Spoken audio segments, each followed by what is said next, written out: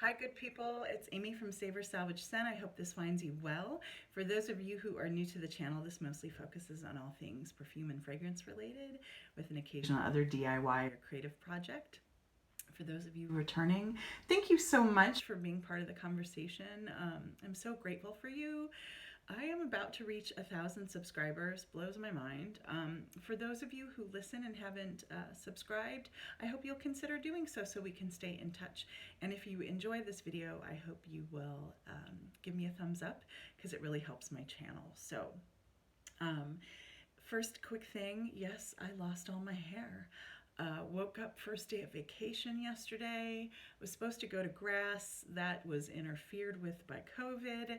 And here I am in Cleveland, Ohio, woke up and just, this might sound a little witchy for some of you, but felt like I had 2 years of bad energy in my hair and I want to go gray starting to. So, in a few more cuts, a few more months, I will be gray, and this was my way of fast tracking it. So, today I'm going to talk to you about the house Eris Parfums. Oh my gosh, what a delight. With all transparency, I was lucky enough to try a few samples from my dear friend Lynn recently. And then after that, the lovely proprietor of the house, her name is Barbara Herman, I'll talk about her a little bit in a minute, reached out to me and sent me the sample set. I just need to say I would never talk about a perfume unless I adored it. And I'm crazy about this line, and after receiving the sample scent, went right out and bought a bottle, and I'm about to buy another bottle soon. So can't wait to talk to you about this line that I'm crazy about. So, Eris Parfums is named after the goddess of troublemaking and discord and disruption. Love it.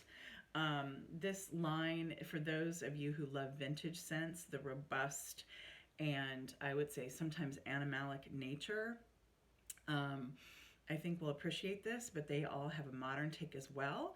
Barbara Herman, the proprietor, is a perfume writer. Some of you will know her from the wonderful book called Scent and Subversion, which I'm reading right now. It really honors vintage perfumes.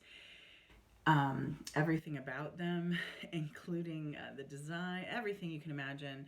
And then she also is the blogger associated with Yesterday's Perfumes, which is a tremendous resource.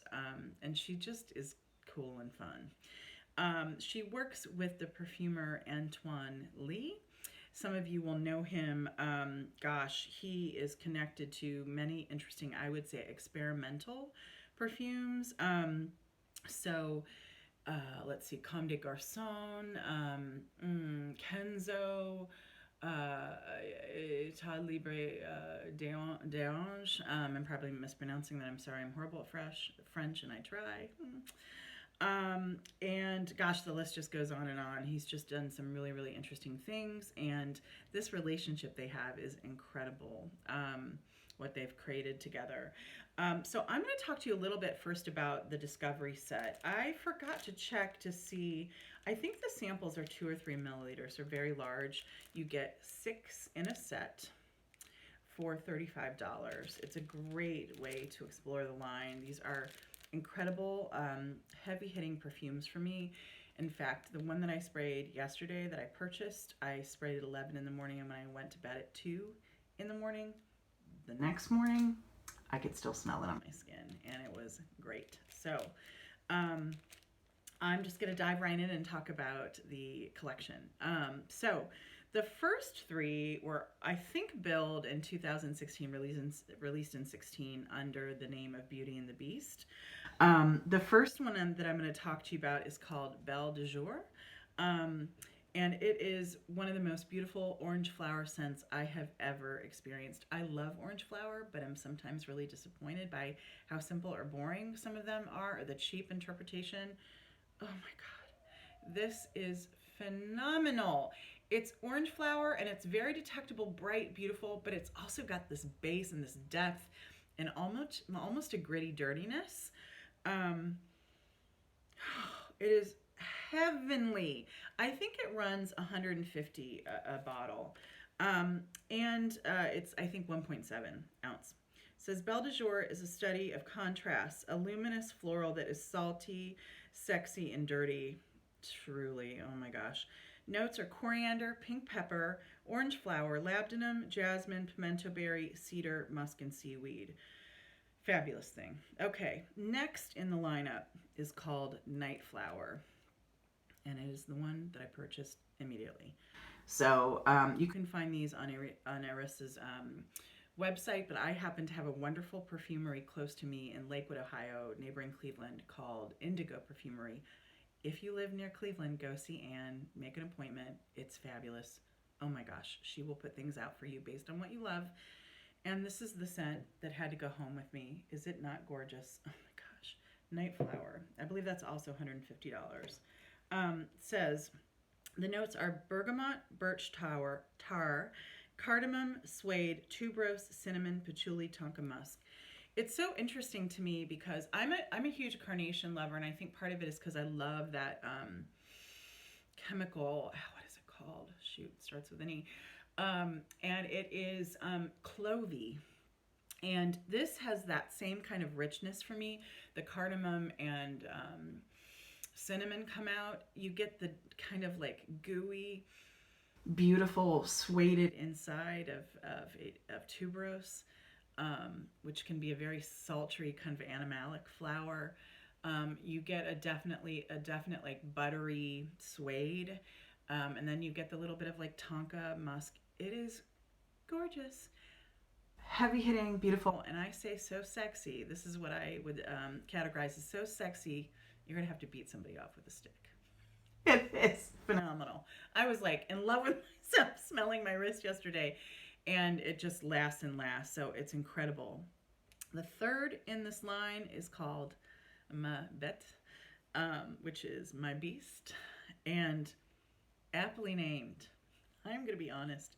When you first spray this thing, it is, dare I say, raunchy.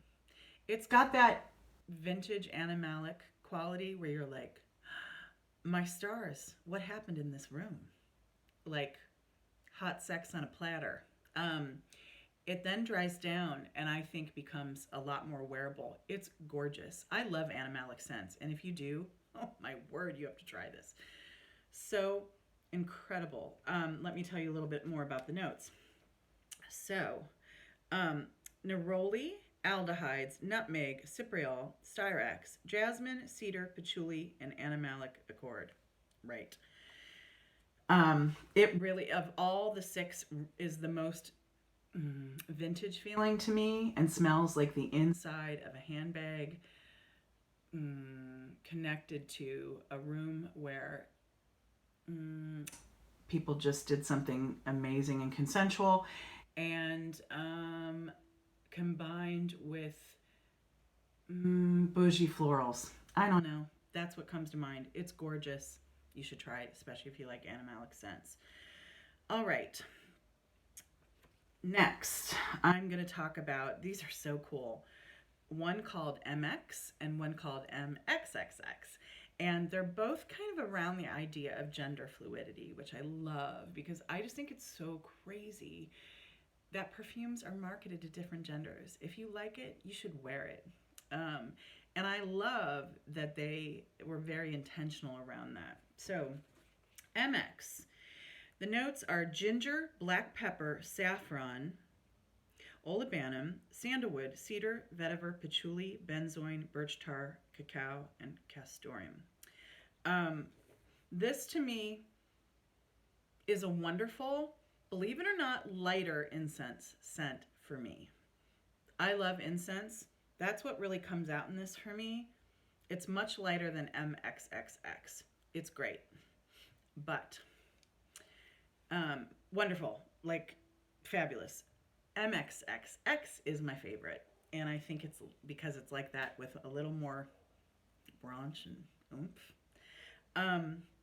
Crazy about it. So let me tell you about Mxxx. The notes are ginger, mace, saffron, olibanum, pink peppercorn, cacao, cedarwood, sandalwood, vetiver, patchouli, benzoin, castoreum, 7% natural ambergris, crazy, and vanilla. Um, this is Mxxx, not surprisingly. Oh my God, is this sexy? It is, you get the cacao. You get this incense and cacao. Oh, you get the inside of like a cedar chest. You get like a dusty, cocoa-y, powdery nature. But again, it's got that crack of the whip. It's sexy. Like just, oh my God, fabulous. This one I think is a little more than the rest. I think it's 225 or 250 and well worth it. I mean, this is one you spray once. You're going to be good for the day. You will have this bottle forever. Fabulous. Okay, last but not least. Oh, is this cool? I feel like the trend of gourmand, and I love gourmands, has gone too far. That's all everybody's talking about, I feel like, anymore. It's so fun when somebody does a green scent well these days. Introducing Green Spell. And guess what? Sometimes I think perfume names are so dramatic. This is not. This is it, y'all.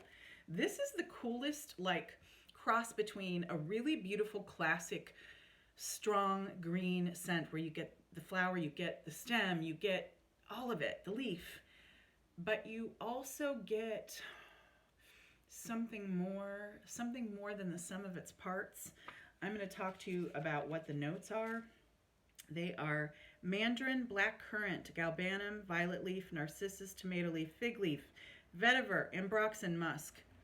You get like every bit of that. I mean, it is so green, so cool, borders on witchy. The name Green Spell, maybe it's influenced me, but I think it's got this, I feel like it would be great in the spring and summer, but fabulous in the fall and winter too, because it's got this depth. It is so gorgeous. It's almost got like, maybe it's the vetiver, just a tiny bit of almost like a smokiness. It is one of the best green scents I've ever smelled, and thank you to my friend Lynn for introducing it to me and this whole house. So, I can't say enough good things about Eris. You should try it. For those of you who are crazy about perfume, artistic things, vintage scents, you have to try it. It's phenomenal. I would love to know who of you have tried the line, which ones are your favorite, which ones, if you haven't tried, are most interesting to you by my descriptions. And yeah, and have you read any of Barbara's work? She's tremendous. All right. Thanks so much for watching, and I hope you enjoyed. Talk soon. Bye-bye.